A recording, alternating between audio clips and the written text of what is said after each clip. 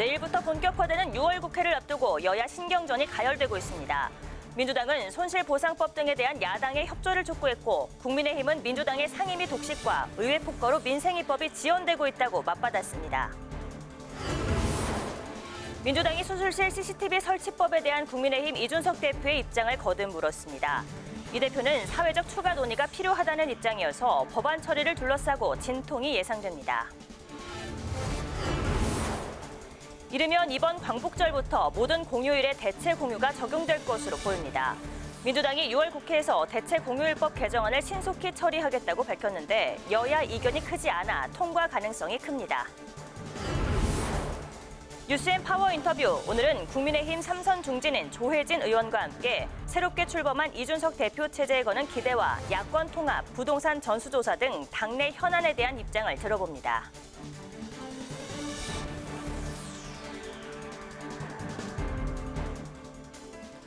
여러분 안녕하십니까? 6월 15일 의정 종합뉴스 뉴스엔 시작하겠습니다. 내일부터 더불어민주당 교섭단체 대표연설을 시작으로 본격적인 6월 국회가 열립니다. 그런데 여야가 상임위 재배분 문제와 손실보상법 처리에 입장 차이를 보이면서 순탄하지만은 않을 것 같습니다.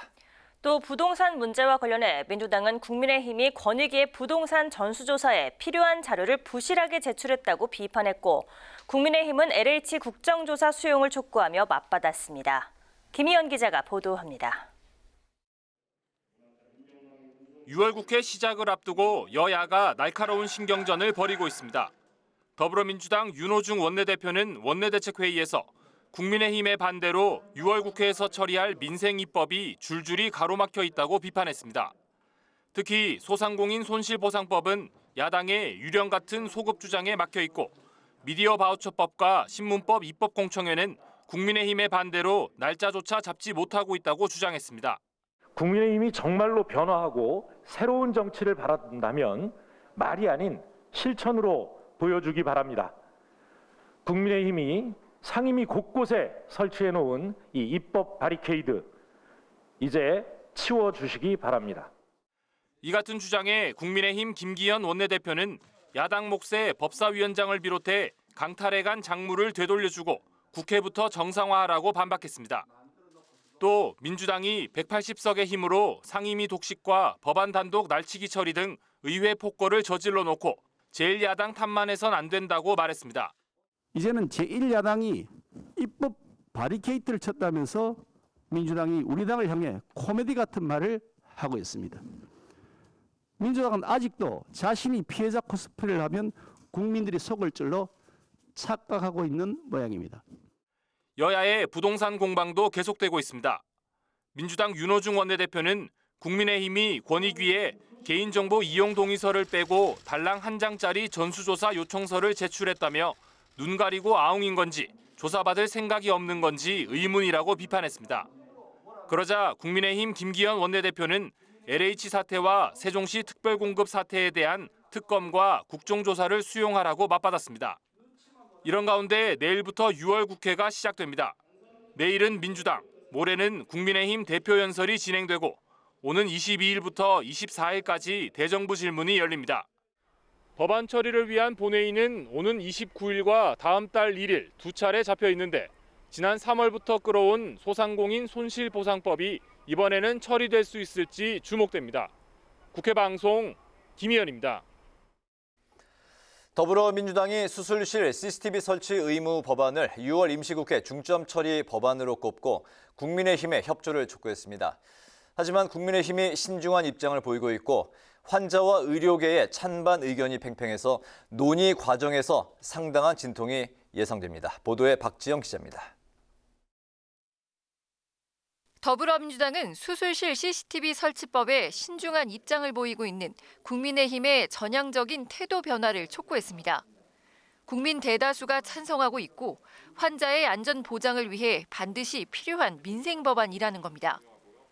민주당에서는 사회적 논의가 더 필요하다고 밝힌 국민의힘 이준석 대표를 향한 비판도 쏟아졌습니다. 윤호중 원내대표는 사실상 법안 처리에 반대하고 있는 것이라고 지적했고 사회적으로 좀 더 논의가 추가될 필요가 있다라는 말을 하는 것으로 봐서 국회 논의를 반대하는 것은 아닌지. 강병원 의원은 블랙박스 때문에 운전 실력을 제대로 발휘하지 못한다는 말과 같다고 꼬집었습니다. 또 수술실 CCTV 설치법을 대표 발의한 김남국 의원은 추가 논의가 아닌 국민을 위한 결단이 필요한 때라고 강조했습니다. 국회 정문 앞에서 수술실 CCTV 설치를 촉구하며 1인 시위를 하고 있는 의료사고 피해자 고 건대희 씨 유가족도 격려 방문한 민주당 송영길 대표에게 법안 처리를 늦출 이유가 없다며 법안 통과를 호소했습니다. 29대부터 논의를 했는데 지금 21대고 21대도 1년이 지났는데 무슨 논의가 더 필요한지. 민주당은 수술실 CCTV 설치법을 6월 임시국회에서 처리할 중점 법안으로 꼽고 있지만 소관 상임위인 복지위 문턱도 넘지 못한 상황. 불법 의료 행위를 예방할 수 있다는 환자단체와 소극적인 진료 등을 우려하는 의료계의 찬반 의견이 팽팽한 데다 CCTV를 수술실 내부에 설치할 건지 아니면 외부 입구에 설치할 것인지도 쟁점으로 남아 있습니다.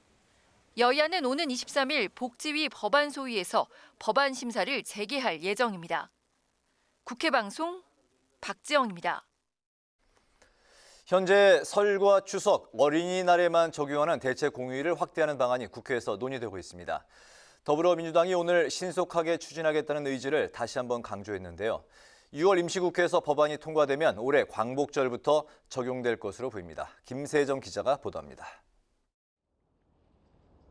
올해는 휴일 가뭄이라 불릴 정도로 공휴일과 주말이 겹치는 날이 많습니다. 남은 하반기 공휴일 중 한글날과 크리스마스는 토요일이고 광복절과 개천절은 일요일입니다. 현재 추석과 설, 어린이날에만 적용하는 대체 공휴일을 모든 휴일로 확대하는 법안이 국회에서 논의돼 왔는데 민주당이 6월 국회에서 통과시키겠다는 의지를 강하게 드러냈습니다. 사라진 빨간 날을 돌려드리겠습니다. 대체 공휴일 법제화는 그래서 거스를 수 없는 시대적 요구라고 할 수 있습니다. 더불어민주당은 6월 국회에서 계류 중인 대체 공휴일 법안을 신속히 처리하겠습니다. G7에 초대받을 정도로 선진국 반열에 올랐지만 우리나라 노동자들의 근로시간이 OECD 국가 중 두 번째를 차지할 정도로 여전히 길다는 것도 법안을 추진하는 이유 중 하나입니다. 민주당은 대체 공휴일 확대가 국민의 휴식권 보장은 물론 내수를 진작하고 고용을 유발하는 윈윈 전략이 될 것으로 기대하고 있습니다. 이번 국회에서 법안이 통과돼 올해 광복절부터 적용된다면 8월 16일 월요일이 휴일이 됩니다. 국민 10명 중 7명은 대체 공휴일 확대에 찬성하는 것으로 나타나 국민들의 호응도 큽니다. 서영교 국회 행정안전위원장이 여론조사 기관에 의뢰해 지난 11일부터 이틀간 1,012명을 대상으로 의견을 물었더니 72.5%가 평일 대체 공휴일을 찬성한다고 밝혔습니다. 대체 공휴일 개정안에 대해 여야 간 이견이 없이 긍정적인 것으로 알려져 6월 국회에서 통과될 가능성이 높습니다. 국회 방송 김세정입니다. 택배 노조원 수천 명이 오늘 국회 앞에서 대규모 상경 시위를 벌였습니다. 과로사의 가장 큰 원인으로 지목된 분류 작업 등을 해결해 달라는 건데요. 택배 노동자 과로사 대책 사회적 합의 기구와 여야가 대책 마련에 나섰습니다. 임채원 기자가 전합니다. 일주일째 파업을 이어가고 있는 택배 노조는 조합원 4천여 명이 국회 근처에 모여 대규모 집회를 열었습니다. 노조는 택배사가 1차 사회적 합의를 지킬 것을 요구했습니다.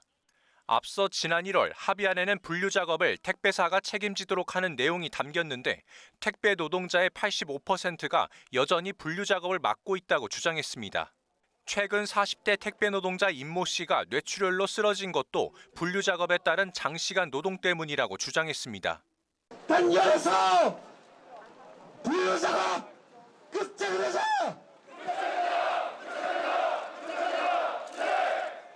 더불어민주당과 국민의힘은 계속되는 택배 노동자들의 과로사 문제를 지적하며 강도 높은 재발 방지 대책 마련을 약속했습니다. 민주당은 사회적 합의기구에서 노사정의 건설적인 합의를 기대한다고 밝혔고 택배 노동자들의 생명으로 물류를 유지하는 것은 결코 옳지 않다는 데 합의하고 택배 노동자들의 생명을 지키기 위한 각종 제도적 방안을 마련할 것을 촉구합니다. 국민의힘도 택배 노동자들의 과로사가 여전히 현재 진행형이라며 대책 마련에 나섰습니다. 3대 청문회 이후 계속적으로 산업재해가 발생하고 있어 심각한 상황으로 인식하며 올해 국정감사를 통해 특단의 대책을 강구할 것입니다. 택배 종사자 과로사 대책을 위한 사회적 합의기구는 국회에서 내일까지 택배 분류와 택배비 분과 회의를 진행할 예정인데 분류 작업 등에 대한 추가 합의를 도출할 수 있을지 주목됩니다. 국회방송 임채연입니다. 차별금지법 제정을 요구하는 국회 국민동의 청원이 10만 명 동의를 얻어 국회 심사를 받게 됐습니다. 차별금지법은 그동안 국회에서 제대로 논의조차 되지 못하고 번번이 폐기됐는데요. 이번에 청원안이 법사위에 회부되면서 법 제정 논의에 속도가 붙게 됐습니다. 김동희 기자입니다. 합리적 이유 없이 성별과 나이, 장애, 인종, 성적 지향 등을 이유로 한 차별을 금지하는 내용이 담긴 차별금지법이 14년 만에 국회에서 논의됩니다. 이번 차별금지법 제정 청원은 지난해 동아제약 신입사원 면접 자리에서 받은 성차별적 질문을 공론화했던 김모 씨가 낸 것으로 청원 22일 만에 10만 명의 동의를 채웠습니다. 김 씨는 국회가 사회적 합의를 핑계로 그동안 법 제정을 외면해왔다며 헌법상 평등권 실현을 위해 법 제정을 청원하게 됐다고 밝혔습니다. 차별금지법은 20대 국회를 제외하고 17대 국회 때부터 발의됐지만 번번이 임기 만료로 폐기되거나 반대 여론 때문에 폐기됐습니다. 더불어민주당 박완주 정책위의장은 기자간담회에서 현안 법들이 정리되면 6월 중 고위전략회의에서 정책위 의견을 제안할 예정이라고 밝혔습니다. 이번 청원은 지난해 6월 정의당 장혜영 의원이 제출한 법안과 함께 법안 심사 소위에서 심사를 받게 됩니다. 정의당은 포괄적 차별금지법이 재난과 불평등의 시기에 시민들의 차별받지 않을 권리를 실현할 수 있는 최소한의 가이드라인이라며 법 제정을 거듭 촉구했습니다. 반성과 변화를 기치로 내건 송영길 당대표, 공존과 다양성을 취임 일성으로 정한 이준석 당대표는 시민 앞에 자신의 말에 대한 진정성과 책임을 보여주십시오. 지난해 6월 국가인권위원회의 국민인식조사에 따르면 국민 10명 중 9명이 차별금지 법률 제정에 찬성하는 것으로 나타났습니다. 법사위는 청원 회부일로부터 90일 이내에 심사를 마쳐야 하고 특별한 사유로 심사하지 못할 경우 60일까지 더 연장할 수 있습니다. 국회 방송 김동희입니다. 더불어민주당 송영길 대표는 6.15 남북 정상회담 21주년 기념식에서 남북이 지금 어려운 상황에 있지만 6.15 정신으로 새로운 해법을 찾길 기대한다고 말했습니다. 송 대표는 노무현 전 대통령의 9.19 비핵화 합의, 문재인 대통령의 판문점 회담 등을 기초로 한 한미 공동성명의 모든 토대가 6.15 정상회담에 있다고 생각한다며 이같이 밝혔습니다. 기념식에는 송 대표 외에 김부겸 국무총리와 이낙연 전 대표, 정세균 전 총리 등이 참석했습니다. 더불어민주당 초선 의원 모임 더민초가 정기 전체 회의를 열고 대선 후보 경선 연기론을 논의했지만 결론을 내지 못했습니다. 고영인 더민초 운영위원장은 흥행을 위해 경선 연기를 주장한 측과 원칙을 지키기 위해 연기 반대를 주장한 측이 팽팽히 대립했다고 밝혔습니다. 회의에서는 오디션 프로그램 형식 등 국민 관심을 이끌 경선 방식을 먼저 논의한 후 연기 여부를 결정하자는 제3의 안도 제시된 것으로 알려졌습니다. 전현희 국민권익위원장은 정치적 편향성 오해를 막기 위해 국민의힘이 의뢰한 소속 의원 부동산 전수조사에 대해서도 직무 회피 조치를 하겠다고 밝혔습니다. 민주당 재선 의원 출신인 전 위원장은 앞서 여당과 달리 국민의힘과는 이해관계가 없다며 직무 회피에 부정적인 입장을 밝혔다가 국민의힘이 반발하자 직무 회피 조치를 하겠다고 입장을 번복했습니다. 국민의힘은 전현희 위원장뿐만 아니라 문재인 대통령 선거 캠프 출신 안성욱 부위원장도 직무 회피 조치를 해 조사의 공정성을 담보해야 한다고 주장했습니다. 국민의힘 하태경 의원이 국민의힘 현역 의원 중 처음으로 대선 출마를 공식 선언했습니다. 하 의원은 SNS 생중계를 통해 민심의 요구는 시대 교체라며 과학과 지성이 몰상식과 괴담을 이기는 나라를 만들겠다고 강조했습니다. 하 의원은 또 정권이 바뀔 때마다 검찰을 둘러싼 소모적인 정치를 끝내야 한다며 검찰총장 국민 직선제 도입과 법무부 폐지를 공약했습니다.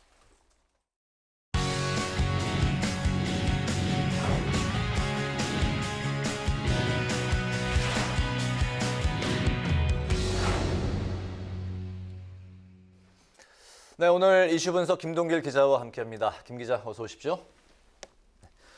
국민의힘의 이제 당대표 선출이 마무리가 되면서 이제 관심이 대선으로 이제 옮겨가고 있는데 윤석열 전 검찰총장이 이제 측근들 인선을 하면서 윤 전 총장의 행보에도 이제 관심이 쏠리고 있습니다. 윤 전 총장 뭐 국민의힘으로 가는 건가요?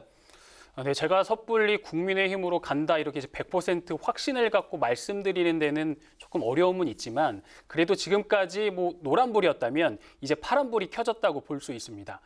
국민의힘의 이준석 대표 이 선출은요, 기존 정치권에 대한 변화 또 개혁과 세대 교체에 대한 요구가 거셌다 이렇게 분석들을 하는데요. 윤 전 총장이 국민의힘 대표 이 선출에 맞춰서 그동안의 잠행을 깨고 현안에 대한 목소리를 내고 있고요. 또 윤 전 총장의 목소리라고 할 수 있는 대변인을 임명하는 등 이제 조직을 정비하고 있다는 소식이 전해지고 있습니다. 이제 윤 전 총장이 움직이고 있다, 뭐 이렇게 말씀을 드리겠습니다. 네. 윤 전 총장이 국민의힘 방향으로 그전에 노란불이었다면 이제 파란불로 네. 불이 바뀌었다 뭐 이렇게 말씀을 하셨는데 그렇다면 이제 어쨌든 국민의힘 방향으로 조금 더 한 발짝 뭐 이게 깜빡이를 켰다고 볼 수가 있는 거예요? 네, 일단 윤 전 총장 측에서는 이제 정해진 게 없다는 입장이긴 한데요. 근데 방향을 이제 짐작할 수 있는 게 그 대변인 임명에 보수 색채가 아주 강한 분들을 임명을 했거든요. 네. 그 대변인은 윤 전 총장의 이제 입입니다. 그렇기 때문에 윤 전 총장의 생각을 잘 이해를 해야 되고 또 윤 전 총장의 생각을 말해야 되는 그 자리에 대변인 자리에 그 대한민국의 보수 언론 하면 조중동입니다. 조선일보, 중앙일보, 동아일보인데 그렇죠? 네. 여기에 조선일보 출신의 논설위원인 이동훈 또 그리고 동아일보 기자 출신의 이상록 국민권익위 홍보 담당관을 임명을 했거든요. 네. 그렇기 때문에 친분 관계도 있겠지만 이 대변인 인선에 얼마나 이제 많은 공을 들였겠습니까? 그래서 우리가 운전을 하다 보면 깜빡이를 켜잖아요. 깜빡이를 켜지만 그 방향으로 안 갈 수도 있지만 일단은 깜빡이를 켰고 방향을 이제 국민의힘 쪽으로 잡았다. 이제 그렇게 판단을 좀 해볼 수는 있을 것 같습니다. 네, 최근에 이제 장해찬 시사평론가도 뭐 윤석열 전 총장 측근으로 이제 분류가 되고 있는데 택시론을 꺼내니까 이동훈 이제 대변인이 단호하게 그건 아니라고 네. 또 이제 일축하기도 했고 어쨌든 이제 한 목소리를 내려고 하는 그런 이제 의지로 비춰지는데. 김 기자 시선으로 윤 전 총장이 국민의힘에 입당할 것 같다라고 이제 생각하는 뭐 어떤 단초, 판단의 근거가 어떤 건가요? 그 이유 중에 큰 하나는 바로 그 이준석 대표의 선출인데요. 그동안 윤 전 총장이 이제 국민의힘에 거리를 둔 이유는 자신의 지지율은 잘 나오지만 과연 국민의힘이 국민들이 지지를 받느냐 하는 거였거든요. 그래서 네. 국민의힘이 그동안의 지지율이 낮았습니다. 그렇기 때문에 윤 전 총장의 입장에서는 거리 두기를 할 수밖에 없었는데 그 이준석 당대표, 30대 당대표 선출을 국민의힘이 이뤄냈습니다. 네. 그러다 보니까 이준석 대표가 어느덧 이제 그 개혁의 아이콘처럼 이제 돼가고 있고 젊은 층이 유입되고 있고 또 개혁의 상징이 되고 있거든요. 그러다 보니까 국민의 지지율도 국민의힘의 지지율도 점점 높아지고 있습니다. 윤 전 총장의 입장에서 보면 자신이 이제 보수를 흡수를 하고 그리고 이 대표가 젊은 층과 또 개혁, 이제 중도층을 흡수를 한다. 그렇게 되면 윤 전 총장의 입장에서 보면은 양 날개를 다는 격이거든요.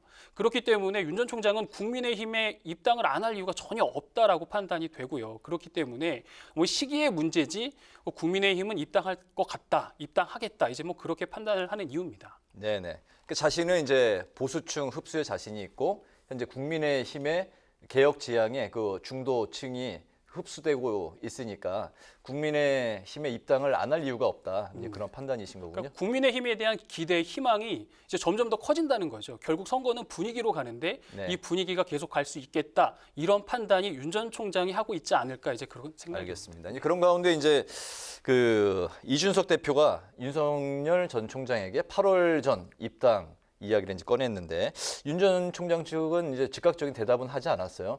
약간 그 밀당을 하고 있는 게 아니냐 이제 그런 관측도 있네요. 네. 국민의힘 당원 당규에 따르면 대통령 후보 선출은 대통령 선거일 120일 전입니다. 그러면 2022년 3월 9일이 대선이거든요. 네. 그러니까 이제 11월 9일까지 국민의힘은 대선 후보를 선출하게 되는데 늦어도 8월 말에는 대선 버스가 출발을 해야 합니다. 예비 경선 또 본 경선 뭐 이제 경선 일정 논의를 하겠지만 네. 시기적으로 이제 따져보면 8월 말 늦어도 9월 초까지는 아마 이제 경선 일정이 확정이 될 것 같은데요. 윤 전 총장에게는 이제 입당해라, 그 전에 입당해라, 결정을 해라, 같이 할 거냐 안 할 거냐라는 이제 통보를 한 게 이제 이 대표의 입장인 거고요.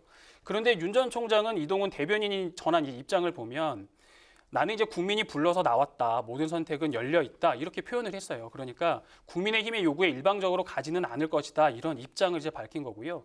윤 전 총장의 입장에서는 입당안의 최고의 시기를 아마 찾을 것으로 보입니다. 이준석 대표의 지금 바람이 이제 잠깐 스쳐가는 바람이냐, 아니면 이제 국민의힘을 변화로 이끌 거센 바람이냐, 뭐 이런 변화들을 좀 판단하는 데 시기적으로 좀 시간이 필요한 것으로 보이고요. 네. 무엇보다도 이제 국민의힘 같은 경우는 국민의당과의 합당 문제가 있습니다. 또 국민의힘 대선 주자 윤곽이 아직 드러나고 있지 않은데 이런 윤곽들이 좀 드러날 즈음 이제 국민의힘과의 합당이 정리가 되고 윤곽이 드러나면 그때쯤 되면 유 총장이 아마 입당 스탠스를 취할 것으로 전망이 되고요. 그 시점을 보면 재헌절 전후가 되지 않겠느냐, 늦으면 이제 광복절 전후가 되지 않겠느냐, 어떤 좀 그 상징성 있는 날이기 때문에 네. 그런 쪽으로 좀 판단이 되고요. 또 윤 전 총장 같은 경우는 검찰 출신이잖아요. 정치인이 아닙니다. 그래서 정치 상황이라든지 민심, 국민과의 소통 같은 접점 등을 찾기 위해서 정치인으로 검찰이었다면 이제는 검사였다면 이제는 정치인으로 좀 변모해야 될 그 시간적 여유가 시간이 좀 필요하다. 이제 그렇게 보여집니다. 그러니까 상징성이 있는 날 즈음에 또 입당을 할 거라는 그런 뭐 또 관측도 있는 거군요. 그러니까 대선 출마 선언을 그때 하면서 자연스럽게 내가 언제쯤 입당을 하겠느냐 안 하겠느냐 이런 판단, 이런 발언까지 나오지 않겠느냐 조심스럽게 예상을 해보는 거죠. 알겠습니다. 그런 가운데 이동훈 대변인은 또 오늘 아침에 이제 한 방송에 출연해서 이게 버스 시간표가 양측의 버스 시간표가 상충하지는 않을 거다. 또 이런 뭐 좀 약간 낙관적인 그런 이제 또 이야기도 했네요. 그런 가운데 현재 그 민주당에서는 이제 경선 연기론이 이제 불붙고 있는데 오늘 민주당 초선 모임에서 경선 연기론을 이제 논의를 했는데 결론을 나지 않은 것으로 전해지고 있고요. 근데 이제 경선 시기는 어쨌든 민주당은 지금 이제 좀 결정을 해야 될 그 시기가 다가오고 있는 것 같아요. 네, 이재명 지사 입장에서는 현재 지지율이 높죠. 그리고 많이 앞서가고 있기 때문에 이 경선 연기에 대한 시선, 또 경선 연기론이 나온 거에 대해서는 이제 달갑지는 않을 겁니다. 민주당의 당원 당규는 6개월, 180일 전에 이제 후보를 선출하도록 하고 있거든요. 국민의힘은 뭐 11월인데 민주당 이제 9월에 선출하게 됩니다. 그래서 경선을 연기하려면 당원 당규부터 고쳐야 하는데요. 이 지사 측에서는 원칙과 상식을 강조하고 있습니다. 룰이 있으니까 룰대로 하자. 왜 바꾸려고 하냐. 그래서 9월 9일에 결정을 하자는 것이고요. 9월 9일 하면 느낌적으로도 아시겠지만 이제 얼마 안 남은 그런 생각들이 있거든요. 이에 지지율에서 격차를 보이고 있는 이낙연 전 대표 또 정세균 전 총리 등은 경선을 연기해야 한다고 이제 맞서고 있습니다. 이유를 보면 국민의힘 대선 후보 선출과 시기를 좀 맞추자. 그리고 지금 지지율을 끌어올릴 수 있는 시간을 벌어야 한다. 지금 뭐 민주당이 지지율이 좀 하향 곡선을 그리고 있기 때문에 그런 변화도 필요하다. 뭐 이렇거든요. 그렇기 때문에 그런 시간을 벌자. 국민의힘을 따라갈 수 있는, 국민의힘에 좀 대항할 수 있는 좀 비슷하게 가야 되지 않겠느냐가 이제 경선 연기론을 찬성하는 입장들의 그런 입장들이 있습니다. 사실 민주당에서 이제 경선 연기론은 처음 그 친문에서 꺼낸 거잖아요. 어떤 이유에서 그런 건가요? 표면적으로 보면 이제 앞서 말씀드린 이유가 있겠고요. 또 하나 이제 김경수 지사를 좀 주목해야 될 필요가 있습니다. 김 지사가 댓글 여론 조작 혐의로 이제 대법원 판결을 앞두고 있는데요. 재판 결과에 따라 친문의 유력 대선 후보로 급부상할 수 있는 잠재적인 후보이기 때문에 그렇습니다. 김 지사 같은 경우는 이제 몇 번의 인터뷰에서 나는 대선에 출마할 생각이 없다 이렇게 밝히기도 했지만 지금 친문을 보면 친문에 이제 갈피를 못 잡고 있어요. 누구를 지지를 해야 되는지. 그런데 만약에 이제 김경수 지사가 무혐의를 받는다 하면 김경수 지사를 중심으로 한 새로운 구심점이 만들어질 수 있기 때문에 그렇습니다. 재판 결과 이르면 이번 달 늦어도 이제 7, 8월 안에는 이제 나온다고 하니까 그렇게 되면 이제 경선 연기를 통해서 그때까지 한번 좀 지켜보자는 게 이제 친문에서 경선 연기론을 주장하는 좀 하나의 이유도 좀 될 수가 있을 것 같고요. 만약에 이제 김 지사가 무죄 판결을 받고 기존의 지금 같은 경우는 이재명 지사, 이낙연 전 대표, 또 정세균 전 총리, 이제 박용진 의원이 이제 또 앞으로 나오고 있는데 이런 구도들이 형성이 돼 있는데 이 구도에 김경수 지사가 들어왔다. 그러면 다시 친문을 중심으로 하는 구심점이 되고 다시 한번 이제 대선 이 구도의 새로운 전환점이 될 수도 있고요. 또 분위기고 경선이고 또 흥행인데 김경수 지사의 이제 들어옴으로 해서 다시 한번 또 한 번의 이제 대선 경선 구도에 큰 변화가 올 것으로 또 예상도 할 수 있을 것 같습니다. 알겠습니다. 오늘 이슈 분석은 이준석, 윤석열, 국민의힘 입당 두고 신경전 그리고 민주당 대선 경선 연기론을 중심으로 살펴봤습니다. 김동길 기자 수고했습니다.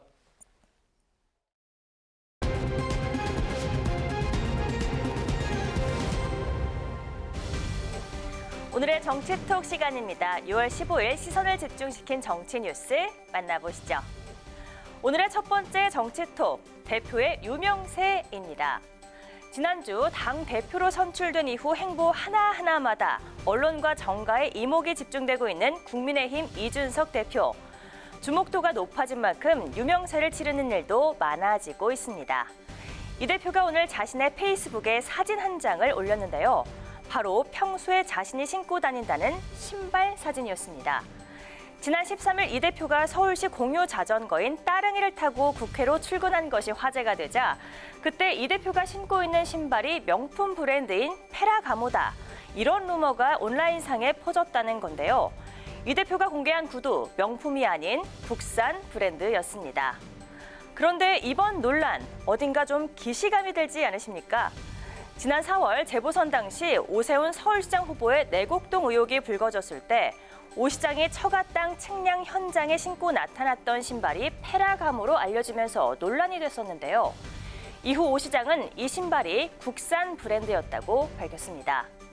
비슷한 상황을 겪게 된 이 대표는 오늘 자신의 신발 사진과 함께 유명해지면 겪는다는 페라가모 논란을 겪고 있다. 이런 글을 남기기도 했습니다. 그런데 이 대표의 유명세, 사실 신발뿐은 아니었습니다. 어제는 이 대표가 대전 현충원을 찾아 참배한 뒤 방명록에 남긴 글씨체까지 화제가 되기도 했습니다. 민경욱 전 의원이 문장이 어색하고 글씨도 알아보기 어렵다면서 디지털 세대들의 글씨체는 원래 다 이런가라며 비판하는 글을 올리자 누리꾼들이 온라인상에서 맞다 아니다 공방을 벌였는데요. 김근식 당협위원장은 오늘 페이스북을 통해 MZ세대 글씨체와 문구를 공감하지 못하고 꼰대의 시선으로 비난한다면서 민 전 의원을 향해 쓴소리를 하기도 했습니다. 헌정사상 첫 30대 당대표 타이틀로 유명세를 톡톡히 치르고 있는 이준석 대표. 자전거 출근이나 신발, 글씨체 같은 사소한 관심뿐만 아니라 우리 정치 지형을 바꿀 새로운 시도와 변화로 주목받는 날이 오길 기대해보겠습니다. 이어서 오늘의 두 번째 정치톡. 여의도의 손흥민입니다. 국민의힘 이준석 대표 돌풍과 함께 정치권의 세대교체 바람이 불면서 여권에도 변화가 시작되는 모습입니다. 대표적인 변화가 바로 여권의 차기 대권주자 선호도인데요. 여권주자 중 유일한 97세대인 민주당 박용진 의원이 마의 5% 지지율 벽을 뚫고 이재명 경기지사와 이낙연 전 대표에 이어 3위를 기록하면서 급부상하고 있습니다. 대한민국 세대 교체를 전면에 내세우고 있는 박 의원은 오늘 여의도의 손흥민이 되겠다는 포부를 밝히기도 했는데요. 직접 들어보시죠. 박용진이 여의도의 손흥민이 되겠다는 말씀 드렸어요. 그 낡은 진영 논리, 그 낡은 이념 정치 이런 거 다 뛰어넘어서 왼쪽 오른쪽을 자유롭게 뛰어다니면서 운동장을 넓게 쓰겠다. 손흥민처럼 왼발이든 오른발이든 슛을 때려서 골을 넣고 국민 삶을 변화시키는 게 제 역할이라고 생각합니다. 상대가 새로운 장수를 전장에 내보냈으면 우리도 새로운 장수를 내보내야 한다. 이렇게 주장한 박용진 의원.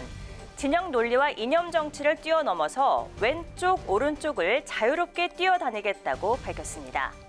한마디로 민생을 위해서라면 우파 정책도 끌어안겠다. 이런 각오인데요. 가장 먼저 끌어안고 싶은 대상은 역시 2030 젊은 세대인 것 같습니다. 지난 4월 박 의원이 공개했던 한 동영상이 지금까지도 젊은 층의 화제를 모으고 있다고 하는데요. 그 영상도 잠깐 보실까요?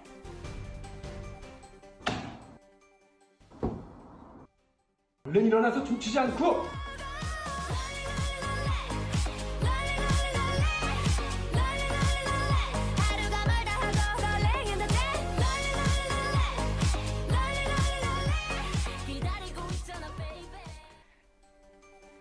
네, 그룹 브레이브걸스의 롤린 춤을 추는 박 의원의 모습. 이 영상은 20살 청년 3명의 제안으로 찍게 됐다고 하는데요. 영상이 7만 8천 회 이상의 조회수를 기록하며 화제가 된 것과 관련해 박 의원은 오늘 고맙게 생각한다면서 젊은 사람들의 말을 잘 들어야 한다고 언급하기도 했습니다. 최근 민주당 안팎에서는 세대 교체 바람과 맞물려서 86세대 용태론과 반성론이 불거지고 있는데요. 97세대 대권 주자인 박용진 의원의 급부상, 과연 손흥민 선수처럼 최고의 스타 플레이어로 거듭날 수 있을지 지켜봐야겠습니다. 지금까지 오늘의 정치톡이었습니다.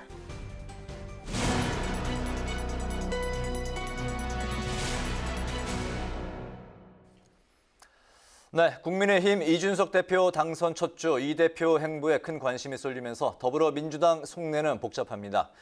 30대 제1야당 대표 등장해 민주당에서도 세대교체와 청년들 역할이 화두로 떠오르고 있는데요. 이동학 더불어민주당 청년 최고위원을 화상으로 연결해서 당내 상황 그리고 앞으로의 계획 들어보도록 하겠습니다. 이 위원님 나와 계시죠? 안녕하십니까? 네, 안녕하세요. 네, 반갑습니다. 네, 반갑습니다.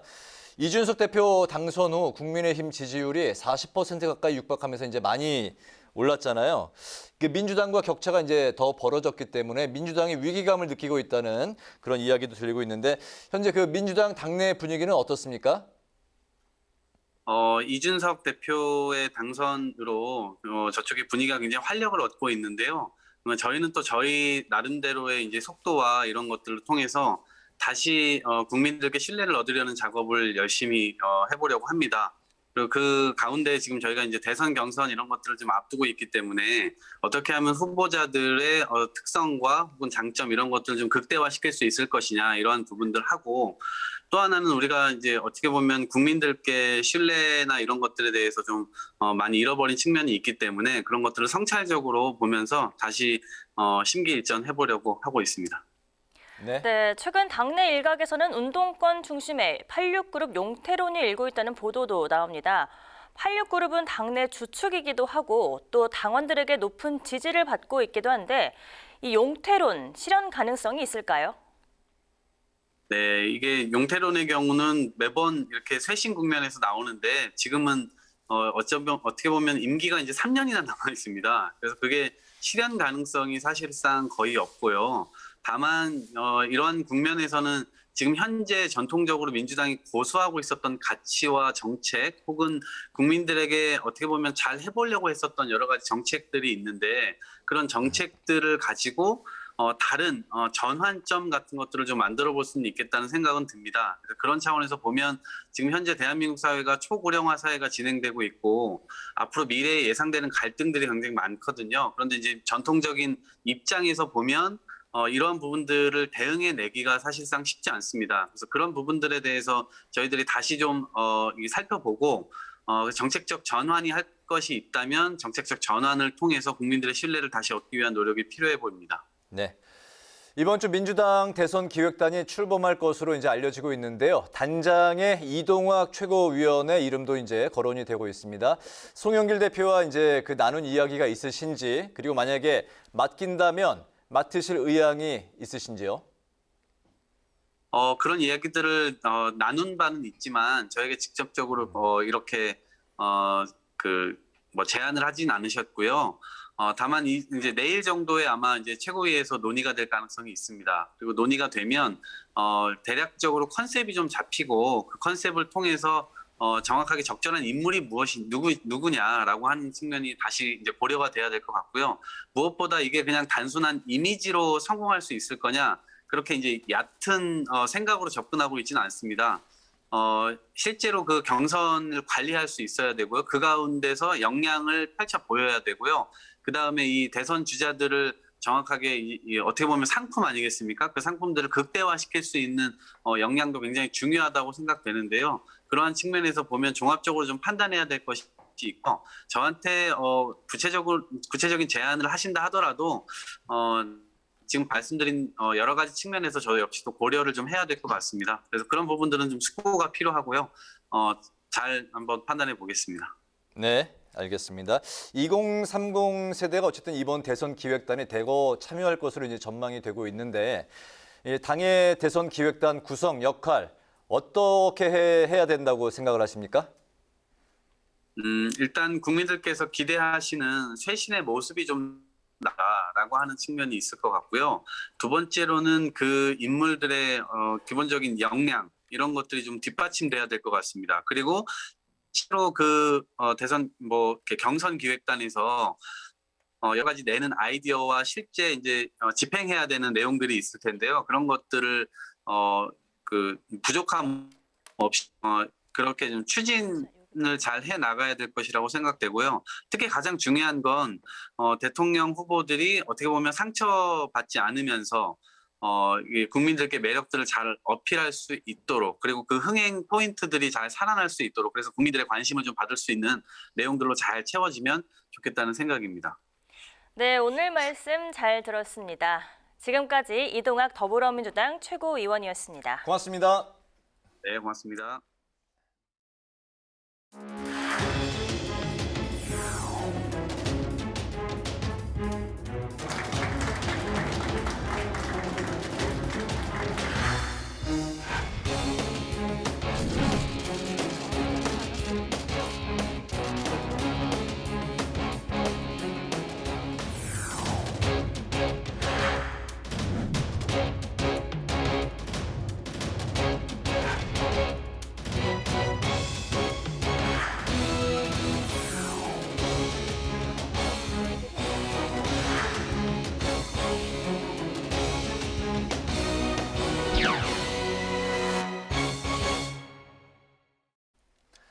네, 이번 시간은 뉴스엔 파워 인터뷰 코너입니다. 헌정사상 첫 30대 당대표 시대를 연 국민의힘인데요.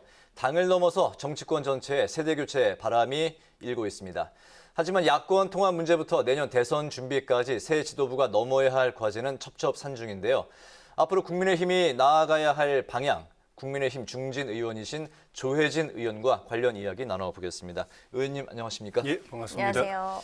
그 지난달 한 달 전인가요? 그때 이제 출연하셨을 때 이제 당 대표 나중에는 이제 뭐 하향 지원해서 최고위원을 출마하셨는데 저희 뉴스에 출연하시면 좋은 기운을 받으실 거라고 그때 이제 기운도 드렸었는데 안타깝게 이제 당선이 되지 못했습니다. 이번에 그 전대 과정에서 이제 그 노래 부르시는 장면도 저희 뉴스 시간에 이제 방송도 됐었는데 이번 그 선거 과정에서 가장 뭐 인상적이었던 그런 뭐 장면이라든가 또 아쉬웠던 점 어떻게 찾을 수 있을까요?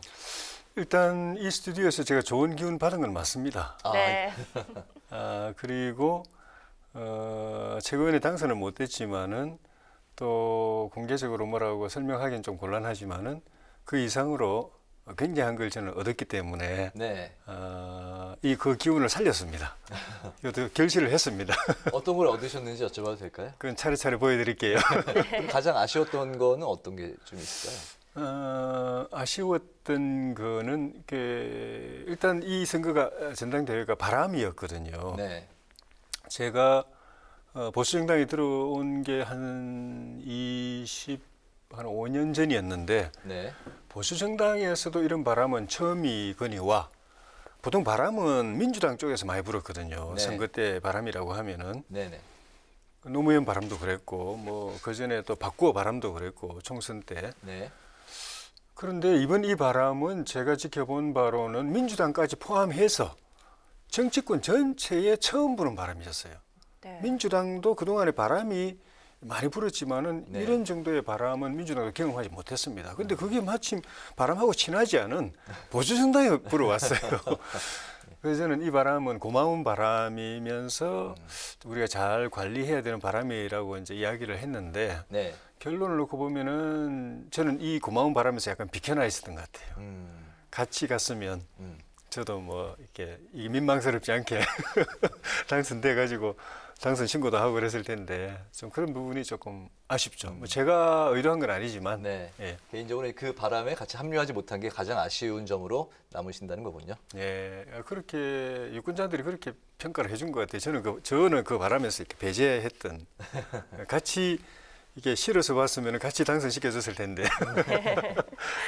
네, 이렇게 경남 출신인 의원님도 고배를 마시셨고요. 또 당대표 후보에 나선 부산의 조경태 의원도 득표율 4위에 그치면서 고배를 또 마셨습니다. 이것을 두고 보수당 지도부에서 PK 정치인을 찾아볼 수 없다. 이례적인 결과다. 이런 얘기가 나오는데 어떻게 보십니까? 저는 이제 부울경에서 현역 국회의원으로서는 제가 최고위원회에 유일하게 출마를 했기 때문에 많은 분들이 또 지역 언론에서도 이 지역을 대변할 최고위원이 한 사람은 나와야 된다라고 이야기를 했었는데 결과적으로는 안 됐습니다. 근데 어쨌든 부울경에서는 원내대표가 울산 출신인 김기현 대표로 계시고 네.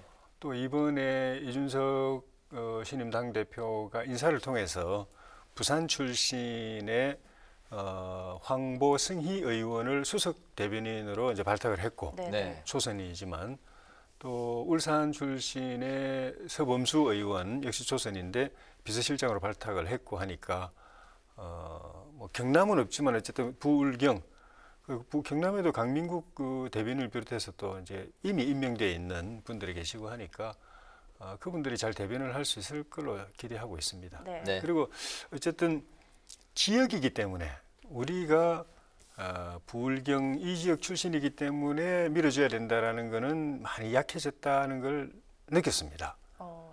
네, 우리 지역이기 때문에 밀어줘야 된다, 뭐 뽑아줘야 된다는 건 많이 약해졌다는 게 느껴졌고, 그게 개인적으로는 뭐 덕을 못 봤지만은 그 현상, 그 흐름은 괜찮은 흐름 같아요. 사람을 보고 필요하면 또 좋게 평가가 되면 기회를 주지, 그거보다도 우리 동네니까, 우리 지역이니까 밀어줘야겠다라는 거는 좀 희석될 필요가 있고, 이게 다시 또 뭐 다른 계기에 또 다시 살아날지는 모르겠지만은 방향은 그런 방향으로 가는 게 저는 발전적인 방향 같아요. 이번 그 전대를 통해서 지역주의, 계파주의가 더 희석되는 그런 과정의 뭐 측면이 있다, 그렇게 말씀하시는 거죠? 바람이 그걸 날려버렸어요. 두 주의를 날려버렸군요. 예, 뭐 이렇게 계파주의, 지역주의 이런 걸 휙 날려버렸어요. 알겠습니다. 국민의힘 그 신임 지도부 이제 면면을 보면 이제 뭐 이준석 당대표 30대의 이제 대표, 그리고 이제 여성 최고위원들이 4명 중에 이제 3명이나 또 포진이 됐습니다. 종종과는 정말 엄청나게 다른 그런 면모를 보이고 있는데, 이준석 후에 이제 거는 기대감, 그리고 앞으로 이제 국민의힘이 어떤 방향으로 나아가야 된다고 생각하십니까? 민주당 이야기를 자꾸 해서 죄송한데, 이게 30대 원외 당대표 민주당 이런 거 못 해봤거든요. 네. 최고위원 4명 중에 전체에 그런 게 처음이죠. 네. 그 첫 기록이 우리 보수정당에 올 줄 정말 상상을 못했습니다. 네. 그리고 최고위원 4분 중에 여성의 3분인 것도 민주당 못 해봤을걸요. 네. 제가 자꾸 약 올리는 것 같은데, 어쨌든 여성 그분들은 이제 그만큼 대중적 인지도도 있고 당을 위해서 초선 1년 짧은 기간이었지만은 많은 일을 했고, 또 그전에도 원외 당협위원장이라든가 이런 지위에서 당을 위해서 헌신을 한 것이 쌓여서 평가를 받은 거라고 봅니다. 네. 거기에다가 이 바람의 일부분도 덕을 본 것 같아요. 왜냐하면 이 바람은 변화를 요구하는 바람이었지 않습니까? 네. 그런데 좀 전에 말씀드린 대로 여성이 주요 정당의 지도부 내부 4명 가운데 3명이 들어가는 건 큰 변화거든요. 그 변화의 기운에도 영향을 받은 것 아닌가. 여성으로서 지도부 구성을 한다는 것도 우리 정당사에 별로 없었던 변화이기 때문에 그 변화의 시그널, 메시지가 여기하고도 맥이 닿아 있다, 그런 생각이 들고, 어쨌든 원외 30대 당대표 또 청년 최고위원을 빼고 이제 나머지 최고위원 4분만 하면 4분 중에 이제 3분이 여성인 이 체제가 어쨌든 정권 교체를 바라는 민심. 네. 구체적으로는 지난 대선 재보궐선거 때 서울시장, 부산시장 때 국민의힘 후보를 찍었던 그 민심이 이쪽에 계속 남아 있어서 이런 결과를 만들어냈거든요. 그런데 그 민심은 정권 교체만 바랄 뿐 아니라 여야 할 것 없이 정치권 전체의 대혁신을 또 요구를 해요. 네. 그 민주당에 대해서도 변화를 요구하고, 우리 당에 대해서도 변화를 요구하고. 그래서 박용진 지금 후보가 뭐 대선 후보가 지금 뭐 지지율에서 마의 그 5% 벽을 깬 것도 그 바람의 여파다라는 뭐 이야기도 나오죠. 그 영향이 있습니다. 나비 효과라고 보는데, 그런 민심을 우리 당에 계속 붙잡아 두는 것이 이 30대 원외 당대표와 여성이 3분이나 계신 최고 지도부 역할이고, 저는 그런 역할을 해주실 걸 기대합니다. 그 불과 1년 전 그 총선 직후 국민의힘 지지율이 10% 정도였는데 지금 뭐 이번 주 40% 정도까지 엄청나게 지금 이제 많이 올라 있는 상황인데, 그 당장 그 내년 지방선거에 이제 이준석 대표가 공천에 기초자격시험을 이제 실시하겠다 이제 언급을 했는데요. 이 안에 대한 그 국민의힘 당내 그 분위기는 어떻습니까? 이제 전당대회 끝난 지 며칠 안 되고 당대표가 취임한 지 이제 한 2, 3일밖에 안 됐어요. 아직은 네. 그런 것보다 더 중요한 논의들이 있어서 그런지 후속 인사 논의도 있어야 되고 네. 그래서 그런지 뉴스는 안 되는데 일단은 참신한 발상이고 새로운 시도라고 생각합니다.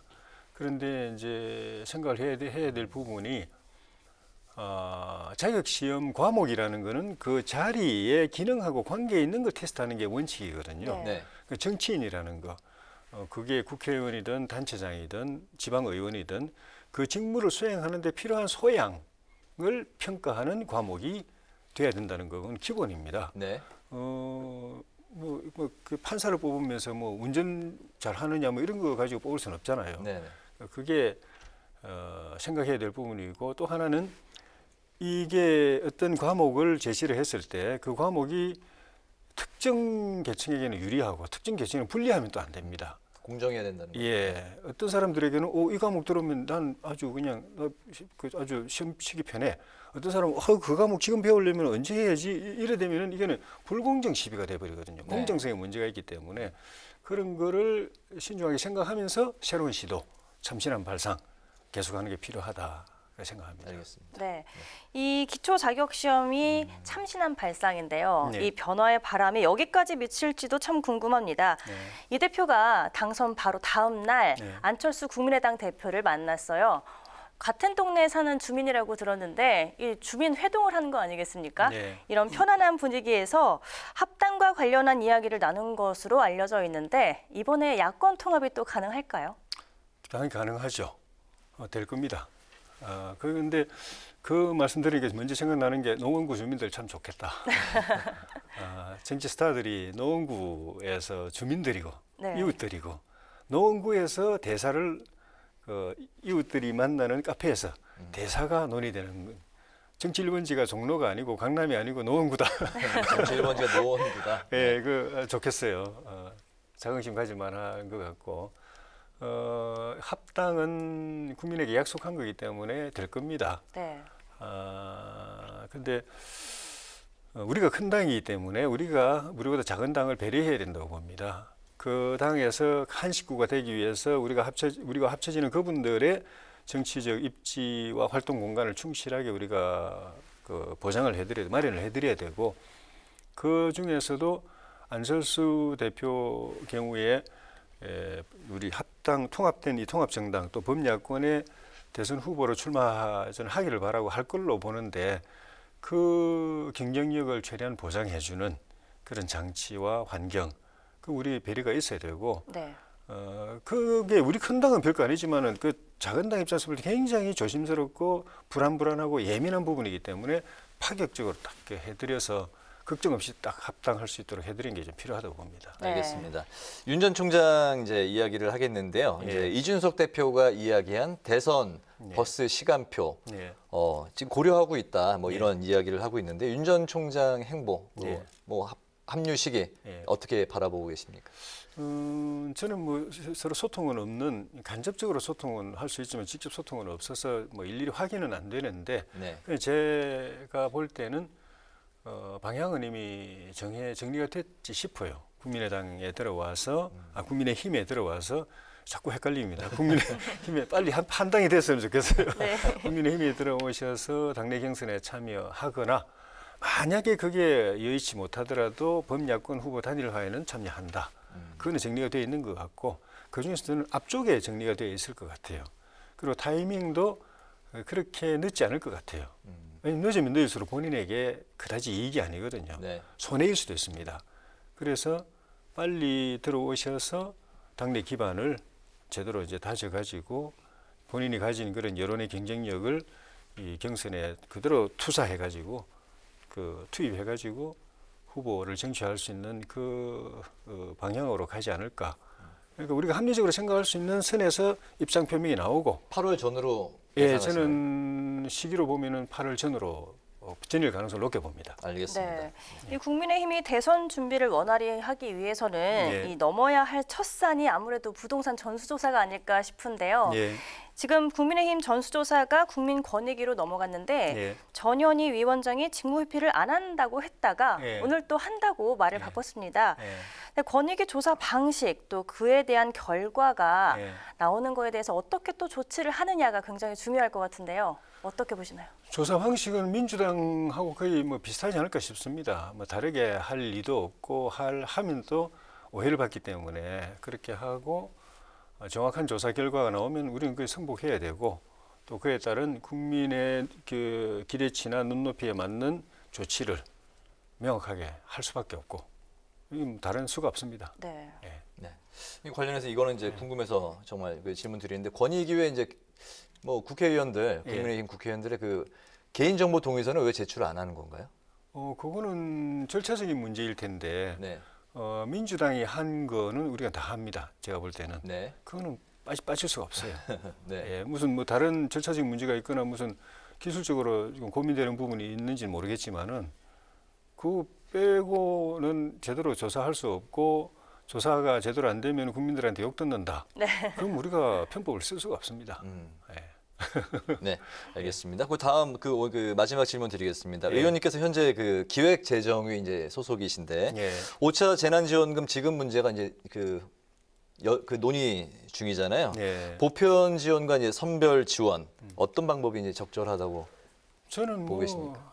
흔히 말하는 아주 옛날부터 선별 지원이 맞다 하고 무상급식 이야기 나왔을 때부터도 선별 지원이 맞다고 이야기를 했었는데 그 입장 변한 적이 없고 지금 세금이 당초 생각했던 것보다 33조 더 거칠 것 같으니까 대통령께서 원래는 법에 따르면 빚부터 갚아야 되는데 네. 왜냐하면 빚은 대통령이 갚는 것도 아니고 우리 세대가 갚는 것도 아니고 젊은 세대들이 후세대들이 갚아야 되는 건데 네.